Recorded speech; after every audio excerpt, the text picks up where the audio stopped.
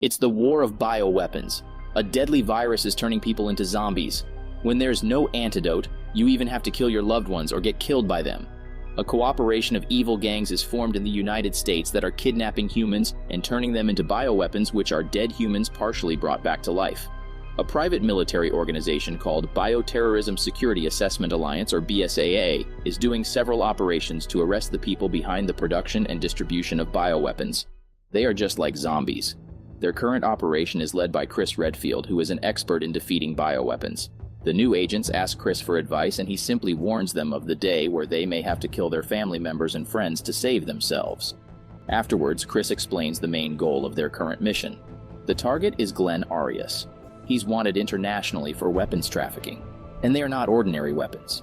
Arias likes doing business anywhere there's a major conflict. Intel says that he is now in possession of a bioorganic weapon. Moreover, BSAA's undercover agent Kathy White and her son Zach are also missing for the past few days. So they have two tasks: arresting Arias and finding Kathy and Zach. The helicopter stops in front of an abandoned mansion. The agents break in and spread around to search. One of the group reaches the dining hall where the table is fully prepared like someone is going to have dinner just now. The other group of agents investigate the bedroom. They notice a kid standing in a corner whose body is covered in blood. The agents step forward to help the kid, but he is also infected with the virus that turns people into zombies. The kid attacks the agents and they scream in pain. Chris hears the noise and reaches the bedroom with other agents. Chris gets sad on realizing that the kid is no other than Zach. Unfortunately, they couldn't save him in time. The agents Zach bit have also turned into zombies. There are more zombies under the bed as well. Only Chris and another agent make it out of the room alive. Chris is fine, but the other agent is bitten by the zombies. He also turns into a zombie and attacks Chris. Chris starts shooting and runs away. More and more zombies keep following him. To save himself, Chris jumps out of the window and lands in the backyard. A man walks to him, and it's the wanted Glenn Arias. He tells Chris that he's going to move his business to another location as the BSA has found this mansion.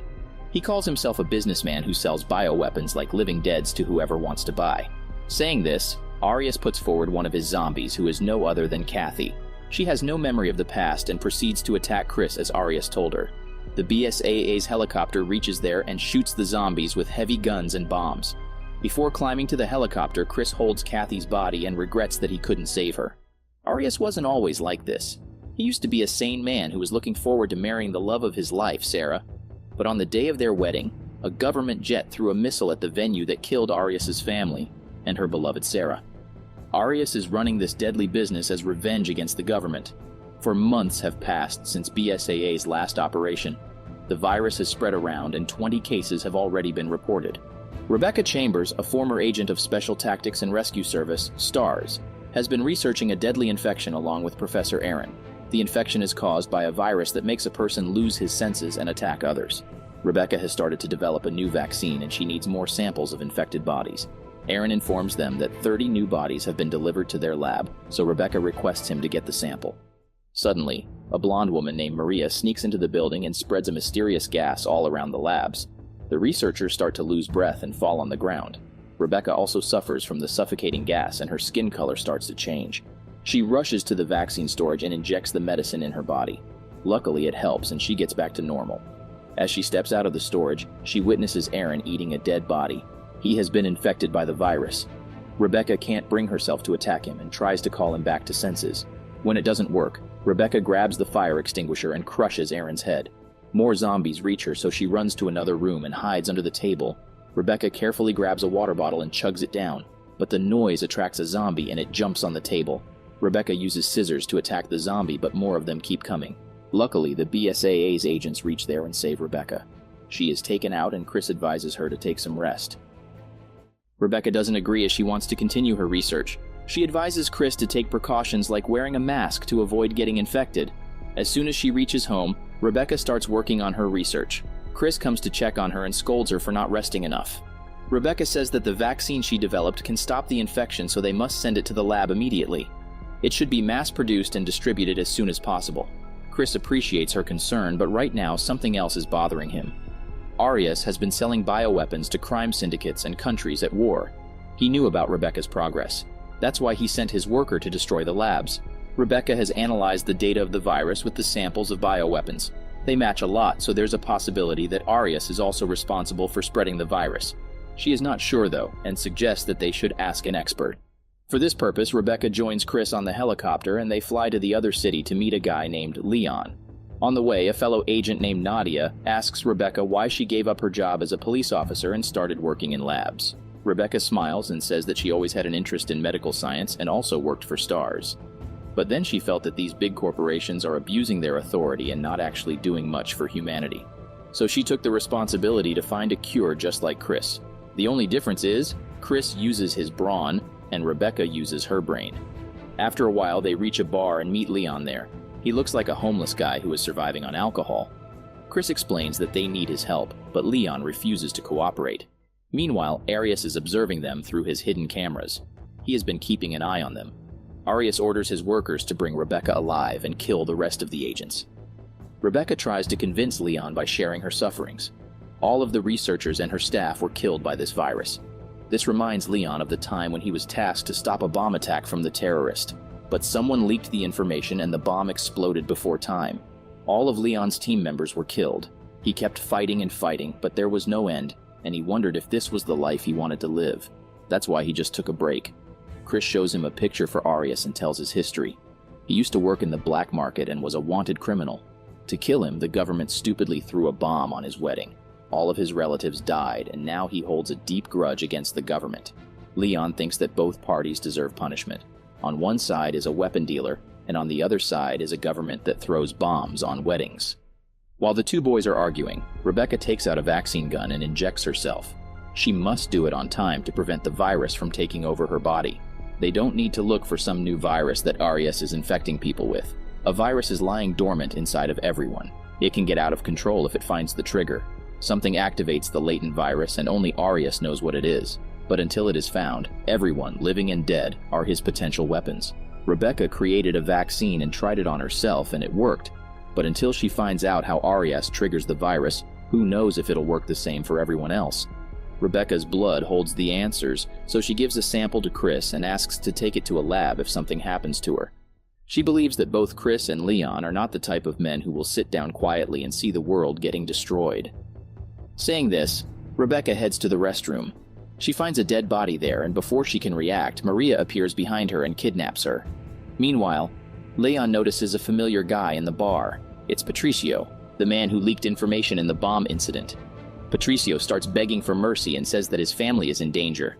The survivors of the evil organization called Los Iluminados are paying an arms dealer to launch a large-scale bioterror attack, and Patricio knows it, so he and his family will be killed. Chris knows that this arms dealer is definitely Arias, and he asks Patricio to take them to where Arias is hiding. Suddenly, a vehicle stops at the bar, and a humanoid steps out of it. He blindly shoots with a machine gun and kills everyone inside the bar, but Chris and Leon manage to survive. Chris sees Maria taking away Rebecca, so he alerts his team to prepare the helicopter. They must find Arias and rescue Rebecca. Before dying, Patricio handed his cell phone to Leon, and Chris believes it must have some valuable information. Moreover, they also have Rebecca's laptop that has stored her complete research. Meanwhile, Rebecca is taken to an unknown location and opens her eyes in a wedding dress. She looks around and the surrounding seems like a wedding venue.